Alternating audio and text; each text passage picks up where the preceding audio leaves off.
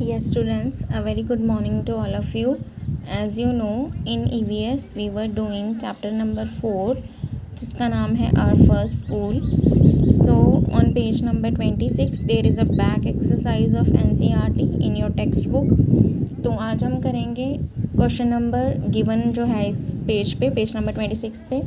You can read, write the relationship between any two members of your family such as husband wife, brother sister, mother daughter.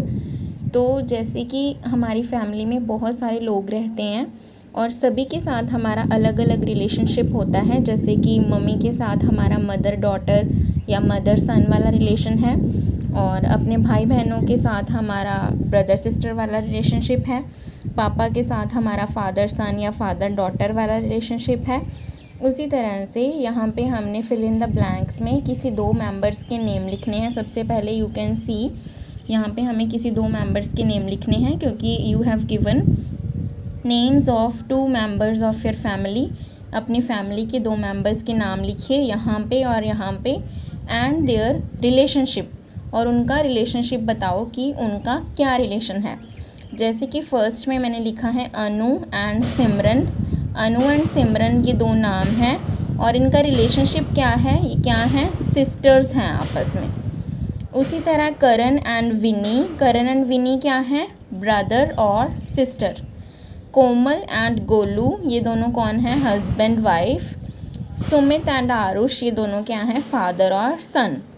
सो ये मैंने अपनी तरफ से name लिखे हैं, लेकिन यहाँ पे आप अपनी फैमिली मेम्बर्स के नेम लिख सकते हो और उनका रिलेशनशिप क्या है वो लिख सकते हो. ठीक है. Move on to next question. What do your family members call you lovingly. तो ये कुछ क्वेश्चंस इस चैप्टर में सिर्फ आपके लिए हैं. आपको इनके आंसर्स खुद से लिखने हैं. जैसे कि ये क्वेश्चन है कि आपके जो फैमिली मेम्बर्स हैं वो प्यार से आपको क्या बुलाते हैं. लविंगली प्यार से हर बच्चे का कोई नाम होता है घर में, तो आपको यहाँ पे वो नेम लिख देना है कि मेरे family members call me this.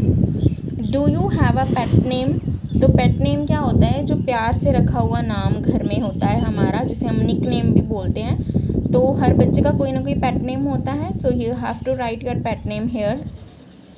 How do you call your family members. आप अपने फैमिली मेम्बर्स को कैसे बुलाते हो. जैसे मम्मी है, मम्मी को मॉम बोलते हो, ममा बोलते हो, माँ बोलते हो, जो भी बोलते हो. एंड अपनी सिस्टर को किस नाम से बुलाते हो. तो ये डिटेल्स आप बुक में ही पेंसिल से लिख सकते हो. नेक्स्ट है, two persons in the picture look a lot like each other. How do you think they are related. ये पिक्चर आपको दी गई है पेज नंबर 26 के ऊपर. यू कैन सी ये 5 कोई लोग हैं, एक फैमिली है. इनमें से किसी दो लोगों की शक्ल आपस में बहुत ज़्यादा रिजेंबल कर रही है. तो आप बताओ कि वो क्या हो सकते हैं. So according to me and NCERT ये क्या है, ये दो जो छोटी लड़कियां हैं, यंगर गर्ल्स हैं, ये दोनों, इन दोनों की शक्ल आपस में रिजेंबल कर रही है. तो हम कह सकते हैं कि ये दोनों क्या हैं, दे आर सिस्टर्स, क्योंकि उनकी शक्ल आपस में मिल रही है और एक फैमिली का पार्ट है. तो हम बोल सकते हैं कि बोथ आर सिस्टर्स. उसके बाद move on to page number 27. Page number 27 पे क्या दिया गया है आपको. Is there any similarity between you and other family member of your family in the way you talk, walk, smile और इवन इन योर लुक्स. तो इसमें वो क्या बोल रहे हैं कि आपकी फैमिली में जितने भी लोग हैं, क्या आपकी उनके साथ किसी भी मैटर में सिमिलैरिटी है. सिमिलैरिटी का मतलब होता है बेटा एक जैसा. जैसे कि हम बोलते हैं मेरे जो हेयर्स हैं, मेरे जो बाल हैं वो मेरी ममा के जैसे हैं, मेरी आईज़ मेरे भाई जैसी हैं, या फिर मेरी हाइट जो है वो मेरे पापा जैसी है. तो ऐसे आप कुछ भी जो सिमिलर होता है एक फैमिली मेम्बर्स में, आईज़ का कलर हो गया, हाइट हो गई, बाल हो गए, तो कुछ भी ठीक है, आदतें हो गई, कोई भी हैबिट्स, जैसे कि हम बोलते हैं, हमारी बोलने की हैबिट, हम चलते हैं, जैसे हमारी वॉकिंग, हमारी स्माइल, हमारी लुक्स. तो हमें यहाँ पे कोई भी दो चीज़ें लिखनी हैं जो आपके किस फैमिली मेम्बर से रिजेंबल करती हैं, आपने वो यहाँ पे लिखना है. जैसे कि I have written my walk with my father. तो जो मेरी चाल है, मेरी चलने की जो वे है मेरा चलने का, वो किससे मैच करता है, विद माई फादर. नेक्स्ट है my voice with my mother. मेरी जो आवाज़ है वो मेरी मम्मा से मैच करती है। ओके, नेक्स्ट है let us now read about Anwari's family. Anwari's की एक फैमिली यहाँ पे पिक्चर में दिखाई गई है। इस पिक्चर को पेज नंबर 27 पे आप ध्यान से देख सकते हैं। क्या हो रहा है, यहाँ पे एक लेडी जो है वो कपड़े सुखा रही है जो खड़ी हुई है, और दूसरी लेडी पानी में रिवर में कपड़ों को मैश करके धो रही है, रब कर रही है वो साबुन के साथ, ब्रश के साथ। और एक और जो इसका कोई ये बना हुआ है, ये एक लड़का है या इसे एक अंकल बोल सकते हैं। ये क्या कर रहा है, ये भी कपड़ों को धोने में उसकी हेल्प कर रहा है। तो ये एक फैमिली का सीन है। इसमें तीनों जो पर्सन हैं वो कपड़े धोने का, कपड़े सुखाने का ये काम कर रहे हैं। तो ऐसे ही अलग अलग फैमिलीज़ जो हैं वो होती हैं, और हमें बताना है कि जो हमारी फैमिली है वो कौन सा काम करते हैं। और जस्ट अ मिनट,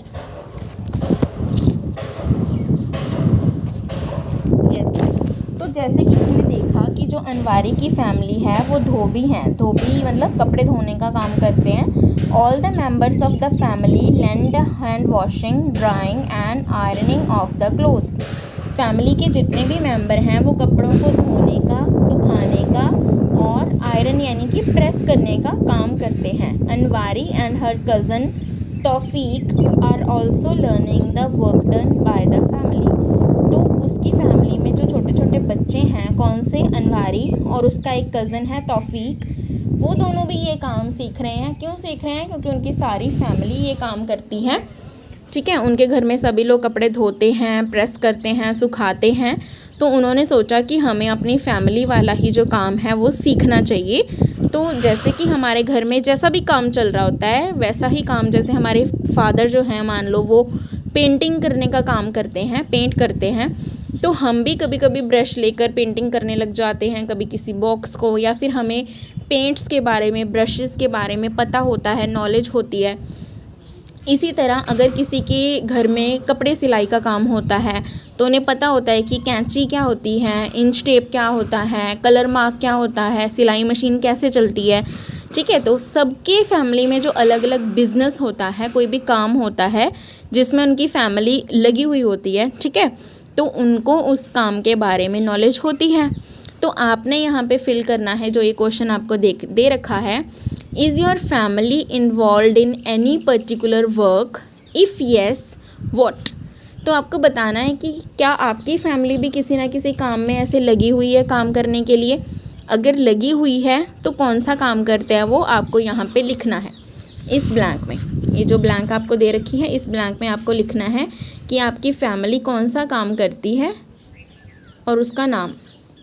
नेक्स्ट है, do you help the family with the work. क्या आप अपनी फैमिली की काम में मदद करते हो? तो अगर आप करते हो तो यहाँ पे येस लिखो, yes I help the family with the work. अगर नहीं करते हो तो लिख दो no I do not help the family with the work. Next है, we learn many things from our family members. Anwari and her cousins learn cycling from her uncle. तो हम अपनी फैमिली में अलग अलग चीज़ें सीखते हैं, जैसे कि अनवारी और उसके कज़न्स ने क्या सीखा है, अपने अंकल से साइकिल चलाना सीखा है। तो ये you also learned many things from your family, what and from whom। Has any one learned any thing from you. तो ये भी एक ऐसा क्वेश्चन है कि हम फैमिली में बहुत सी चीज़ें किसी ना किसी से सीखते हैं, जैसे कि हम कुकिंग अपनी मम्मा से सीखते हैं, हम साइकिल चलाना अपने पापा से सीखते हैं, हम ड्राइंग करना अपनी ब्रदर या सिस्टर से सीखते हैं। तो इसी तरह हम अलग अलग चीज़ें जो हैं अपनी फैमिली मेम्बर्स से सीखते हैं। तो आपको यहाँ पे लिखना है कि आपने क्या सीखा, जैसे कि आपने साइकिलिंग सीखी फ्रॉम माई फादर, ठीक है, तो आपने ये लिखना है। और अगर किसी को आपने कुछ सिखाया है तो आप वो भी यहाँ पे लिखेंगे। ओके, उसके बाद think and right. Think and right में क्या दे रखा है, व्हेन आई एम सैड। जब मैं सैड होता हूँ तो मैं कहाँ जाता हूँ, I go to my mother. आप फादर भी लिख सकते हैं, ब्रदर भी लिख सकते हैं, सिस्टर भी, जिसके पास भी आप जाते हैं आप वो लिख सकते हैं। नेक्स्ट है, when I want to know about the past I go to my grand mother.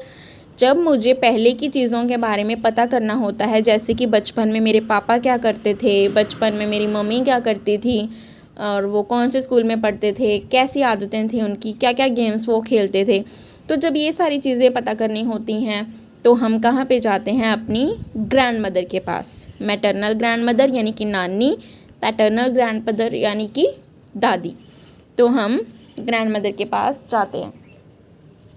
Next है when I want to share my secrets. जब मुझे अपनी कोई सीक्रेट बात बतानी होती है जो छुपाने वाली होती है तो मैं कहाँ जाती हूँ, I go to my sisters. When I do something wrong. जब मुझसे कोई गलती हो जाती है, कोई गलत काम हो जाता है तो मैं कहाँ जाता हूँ, अपने पापा के पास उनको बताने, ताकि वो उस चीज़ को ठीक करने में मेरी हेल्प करें। Next page number 29। Everyone removes their shoes before entering the house. This is the custom in सुरेखा's family. तो सुरेखा की फैमिली में क्या कस्टम था, क्या रिवाज था कि जब भी उनके घर में कोई आएगा तो वो अपने शूज़ यानी कि जो जूते हैं, जो चप्पल है वो उतार के आएगा। Some of सुरेखा's friends enter her house. तो सुरेखा के कुछ फ्रेंड्स जो थे वो उसके घर में आ गए विदाउट रिमूविंग देयर शूज़, अपने जूते उतारे बिना। Surekha's grandfather gets angry at that. तो सुरेखा के ग्रैंडफादर जो थे, उनके जो दादाजी थे, उन्हें इस बात पे बहुत गुस्सा आ गया। Are there any particular customs followed by your family, what are those. तो अगर आपकी फैमिली में भी ऐसा कोई कस्टम है, जैसे कि सभी खाना खाने से पहले भगवान को याद करते हैं, प्रे करते हैं, ठीक है, कि थैंक यू लॉर्ड, आपने हमें इतना अच्छा खाना दिया, अच्छी हेल्थ दी। और कईयों के घर में होता है कि चप्पल उतार के, जैसे सुरेखा की फैमिली में है, शूज़ और चप्पल सभी बाहर उतार के फिर ही अंदर आएंगे। कई लोगों के घर में होता है कि वो ऊंची आवाज़ में बात नहीं करेंगे। कई लोगों के घर में होता है कि वो लाउड म्यूज़िक, लाउड टीवी, ऐसी चीज़ें नॉइज़ी जो होती हैं वो यूज़ नहीं करेंगे। कई लोगों के घर में ये कस्टम होता है कि वो बाहर की बनी कोई चीज़ नहीं खाएंगे, कोई फ़ास्ट फूड नहीं खाएंगे, कोई बाहर से कुछ भी सामान ऐसा ला के यूज़ नहीं करेंगे, वो सभी कुछ घर का बना ही खाएंगे। तो ऐसे सबके घर में अलग अलग कस्टम्स होते हैं। आपके घर में जो भी कस्टम है आप वो यहाँ पे लिखेंगे, क्योंकि सभी बच्चों के घर में अलग अलग कस्टम्स होते हैं। Next, does any member of your family have any particular habit like laughing loudly, singing when they are happy, imitate them. Imitate होता है किसी को कॉपी करना, किसी की नकल उतारना। तो क्या आपकी फैमिली में ऐसी किसी की आदत है कि वो बहुत ज़ोर से बात करता है, लाफिंग लाउडली बहुत ज़ोर से हंसता है, या फिर सिंगिंग सारा दिन गाने गाता रहता है, या फिर बहुत गुस्सा करता है? तो आपको उसको इमिटेट करके दिखाना है। ये क्वेश्चन मैं आपको गूगल मीट में करवा के देखूँगी लाइव सबके सामने।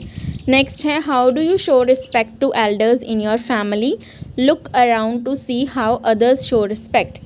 तो आप अपनी फैमिली में जो बड़े लोग हैं, जो आपसे बड़े हैं एज में, जैसे कि आपके पापा, मम्मी, दादाजी, दादी जी, आप उनको कैसे रिस्पेक्ट देते हो, क्या करते हो? आप उन्हें हाथ जोड़ के विश करते हो, good morning, good afternoon, good evening, या फिर आप सुबह उठ के उनके पाँव टच करते हो, उनको फुट विश करते हो, या फिर आप उन्हें घूमने अपने साथ ले जाते हो? क्या करते हो उनकी रिस्पेक्ट में? आप जो भी करते हो आपको यहाँ पे लिखना होगा या बताना होगा ओरली।